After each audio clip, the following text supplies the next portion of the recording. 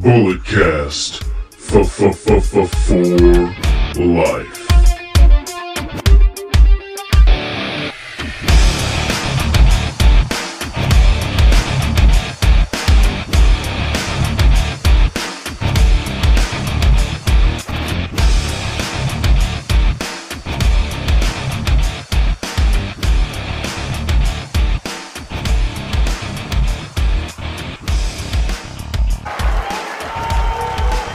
So, what do you guys want to talk about?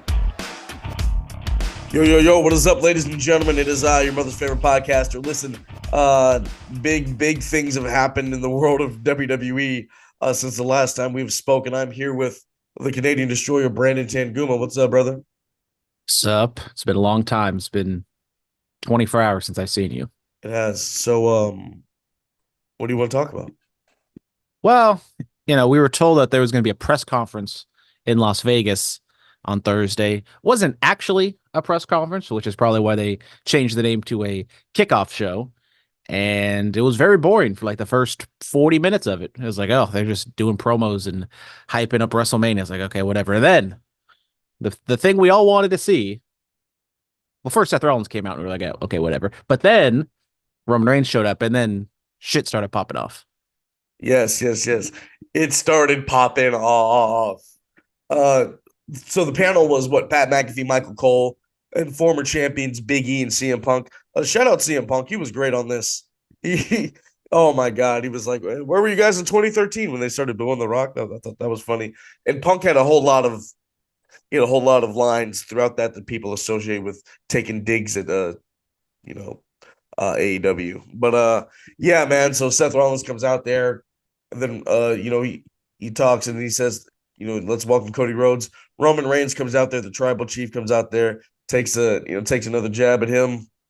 Says he came out there in his wife's shoes. Seth's like, oh, he actually came to work. I thought, no, just continue the little banter between them. Roman said he faces in the main event of WrestleMania. He says he chooses The Rock. The Rock comes out there. And The Rock, he does his whole stick for the millions and millions and, introduces the Cody Crybabies. He shows the family tree. There's a couple people missing. But he shows the family tree. And you can see it ingrained in the roots. Yeah, and he said this is the biggest WrestleMania main event and it's bounded by blood. And if you don't like it, it doesn't matter what you think. Rock and Roman shake hands. Cody comes out there and says, whoa, this is bullshit. He says you don't get to decide who face. A lot of cussing on this show. Yeah. I like. And we didn't hear any of it, which sucked. Oh no, I heard it. We heard a couple shits.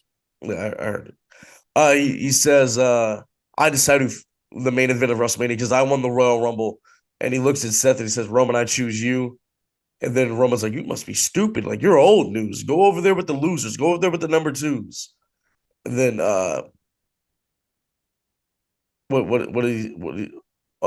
Cody said, what else did he say? He said, how can you both decide who's cooking or in the kitchen when you guys haven't been doing the cooking for 2 years? Says that if both of your grandfathers here, they'd be disappointed. Roman says you're irrelevant. Your story doesn't matter. You're irrelevant, just like your dad. So this was hot. And then The Rock jumps in, says you talk about his family, talk about mine. Then he slaps him. I'm like, oh, that boy done put his hands on Cody Rhodes. What were your thoughts on all this before the backstage segment? So jokingly, at the end of the Bulletcast, which you guys definitely have listened to by now, I was like, oh, maybe we're going to do this show and not have anything to talk about. Well, we have a lot to talk about because this was a fascinating, confusing, intriguing segment of just a whole bunch of different moving parts. I mean, first you go to Vegas where it's a free to the public during Super Bowl weekend. Media's there, probably fans. They didn't draw a whole lot. I think they probably drew like 4,000, 5,000 people maybe. But I mean, the crowd was interesting because, as I said, it's Super Bowl weekend. There's probably going to be a lot of media types, a lot of casuals there who don't really watch wrestling that much, but they know The Rock. The crowd, I was trying to gauge the crowd and I just couldn't get a grasp on it. And it's also like, it's not a regular wrestling crowd. because like there was definitely some Rocky chants, there was some Cody chants, and it just kind of went back and forth. And I don't know what they were expecting for this show. If they were expecting more of a vociferous Cody response, but I thought that was kind of like the overlay of everything, just kind of the setting, because the setting was, I thought it was different, obviously, but it was just kind of, it was weird. It felt like kind of a WWE show, but it also kind of didn't feel like a show, just because I know there's going to be a lot of casual guys or casual fans there.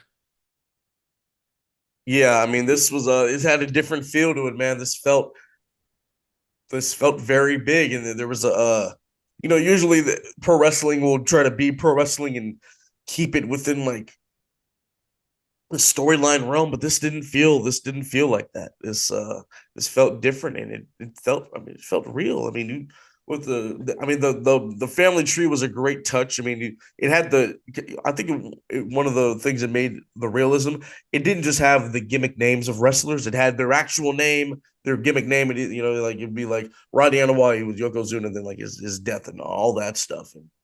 And if you look at the Rocks, not only did it have Dwayne Johnson, it had like his tribal name, yes, which he got bestowed upon in Hawaii or whatever. And it's like they're going all in on this. they are. They did. I'm gonna throw the names out there that they missed.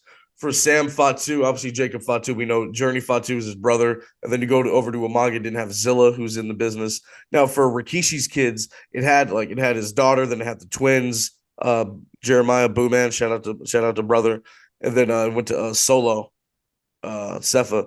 But then they missed Tamiko, they missed Ty, and then they missed Rikishi's younger son. And then I'm sure there are other names missing. I saw they missed you, Phillip. You weren't on there. Oh no, I saw Flip Flop too. I was like, oh dang, that's crazy. I'm up there. I saw it. Okay. But yeah. Nonetheless, yeah. I mean, they really did this, and I was like, wow, this is impressive. This is unbelievable.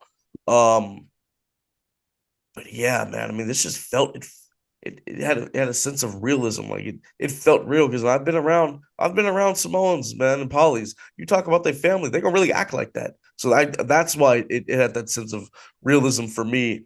I mean, Cody calling his shot. Triple H just walks backstage. Seth is trying to get at them, so people are like, "Well, is it going to be a fatal four-way, winner takes all? Is it going to be are we going to get a tag match, Rollins and Cody versus Roman and Rock?" Which I think we're going to get that in Perth. I believe we're going to get that in Australia. I think, because The Rock is advertised for that.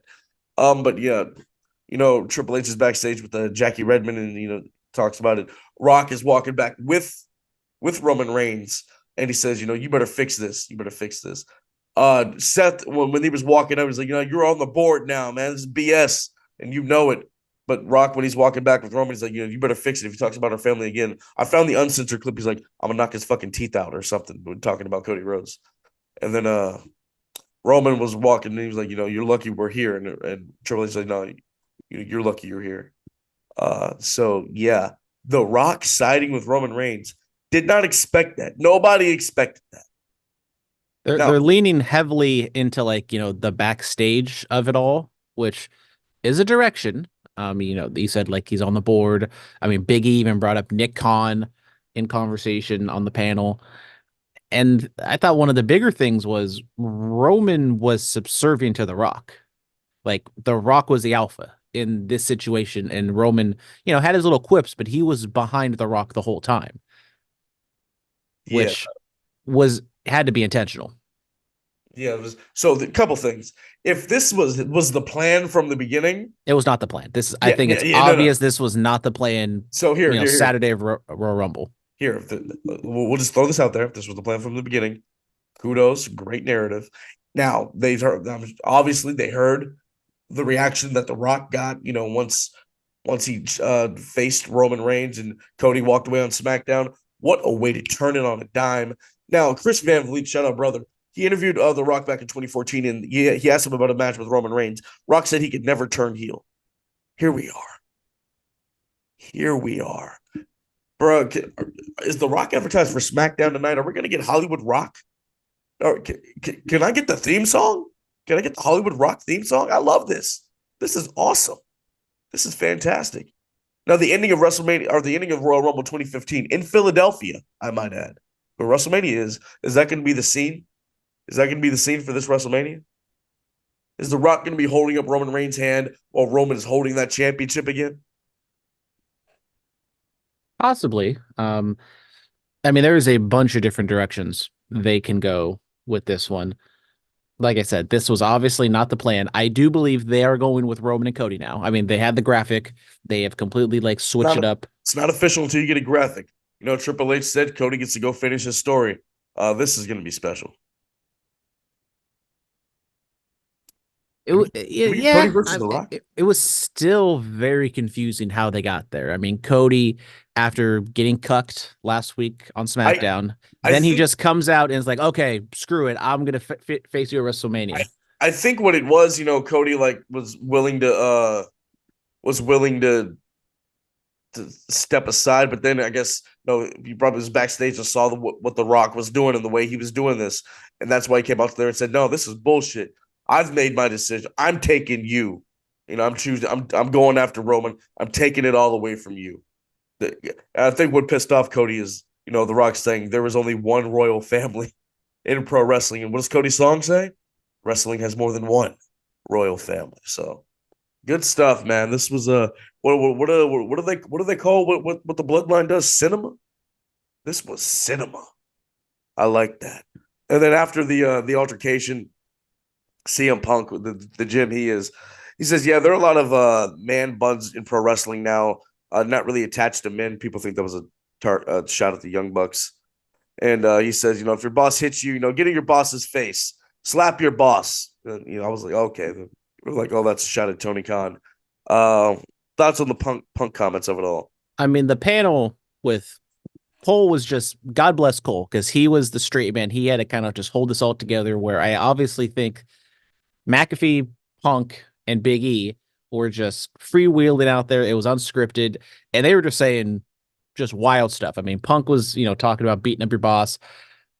Big E's out here fantasy booking, saying, "Oh, maybe it's going to be a tag match, maybe a special guest referee, maybe, you know, all these things that WWE kind of doesn't want you to think about right now." They're trying to just focus on. No. That's you say special guest referee. The new game has a special guest referee feature. Yeah, I know, but Michael Cole is out here just trying to say, like, we don't know. Just right now, Cody presumably is going to face Roman Reigns. So they're just like, Biggie, just don't talk about stuff we might actually be doing. Just focus on what we have in front of us right now. Oh no, man! Just get it speculating, get percolating, get the brain percolating. I like that. This was good stuff, man. This was fun. I like this. We need more of these. We need one of these for all the big pay-per-views. I need one for SummerSlam. I need one for Bash in Berlin. I need one for the Royal Rumble next year. I mean, can we get one for Elimination Chamber? Can we get one? I mean, we kind of got one for Elimination Chamber. This was kind of a little Elimination Chamber preview. We did have Rhea and Becky. Wow. Wow. I know. Sorry. Shout out Brian Tronick. I thought, you know, I know we don't talk about him on this podcast, but if you guys check Twitter, Friday, our boy Brian Tronick was just going absolutely bananas on Twitter, just tweeting at WWE. He's one of the Cody crybabies. The Rock would call him a Cody crybaby. Is he really? What was he saying? Let's see. Let's go out here and look at our boy Ultron. Let's go to Twitter, man. I didn't notice. Let me see, man. Is this I assume this is the last thing he tweeted outside of, you know, retweeting some things. Shout out Kobe forever. Great. Yeah, shout out Kobe. Somebody's going after me on This sucks. Cody Rhodes is absolutely the man and should definitely be facing Roman at WrestleMania. I figured with Vince no longer in charge of creative, we won't get dumb pivots like this, but here we are. Hashtag SmackDown. I need Las Vegas to make some damn noise for Cody on Thursday. Goddamn right. Hashtag we want Cody. Everyone in that arena last night on SmackDown are lame for cheering this bullshit. All right, I'm done for the day. You're really going to let The Rock politic his way into the main event of WrestleMania over Cody? Fix this. Your WrestleMania sucks at WWE, at Triple H, at TKO Group. What? Ryan, bro. I mean, the Rock did say on Pat McAfee's show, there's people out there, you know, Daddy, can we go play catch? Not now, son. Me. Oh, honey, you want to have sex? Not now, honey. I mean, I'm just, you know. Yo, I mean, bro, we need to Brian, I I love you. didn't I didn't know this was going on, Brian, my guy. I hope you're happy now. I hope you're okay now. I really hope it's all right in your world now that Cody is in the main event of WrestleMania now. That was something, bro. That was I didn't know that. That was a good laugh. I needed that. In other news, WWE Speed was announced on this press conference. It's something they've been testing out for a while. So here the deal is gonna be with X, Twitter. Yeah, so let's see. What is it? Twitter has signed a 2-year deal with WWE for a new exclusive weekly video series called WWE Speed. The concept will feature timed matches meant to be completed in 5 minutes or less. The series, which is planned to be taped to be live to taped, will debut this spring and will feature WWE superstars from across the roster. The content will be exclusive. The matches will not be repurposed for other WWE programming, with new episodes debuting 52 weeks per year. So hey, there you go. That's other news out of this press conference. Yeah, we've been seeing some tapings of these matches recently. Kind of lower level guys, some mid carders. So it's just more content for WWE, and I So don't do they know. not do main event anymore? No, they'll still do main event, but it's just another thing. And with it only being 5 minute or less matches, probably gonna be a lot of squash matches, maybe some flippy doos and things of that nature. So Get people ready. they're trying to hop on that Mr. Beast, Elon Musk money train. That is a Elon's out here implanting chips in people's heads. is it really? Yep. Wow. Seems like a great idea because he's doing it for people who don't have, they can't use their limbs. But one thing leads to another, and then we're all praising our Elon overlords. I I don't know anything about that. And then but then Pat McAfee and Aaron Rodgers are okay with that, but then not okay with the vaccine. But we're not gonna talk about that. Yeah. Nonetheless, this is a wrestling podcast. I don't know where you started talking about all that other stuff. I have to cut all that out now. It's great. Thank you. Pat McAfee is on the show, so it's a link. Anyway, ladies and gentlemen, the main event of WrestleMania 40, Rhodes reigns for the graphics said WWE Championship, but it's still the undisputed WWE Universal Heavyweight Championship as long as the Tribal Chief has it. Yes, that is the main event. Thank you guys so much for tuning in to an episode 2 of So What Do You Want to Talk About? Hopefully it won't be another 4 months before we do another one of these. I don't know. We're probably going to do some other things, some retro things with this show, and obviously talk about probably current Maybe a stuff. WrestleMania retro recap. Maybe we go down a reality show rabbit hole. I don't know. We will find out. Back for the regularly scheduled programming next week. You guys know where to find us. You know where to find me. You know where to find Brandon. Thank you guys so much. As always, be safe and stay dangerous.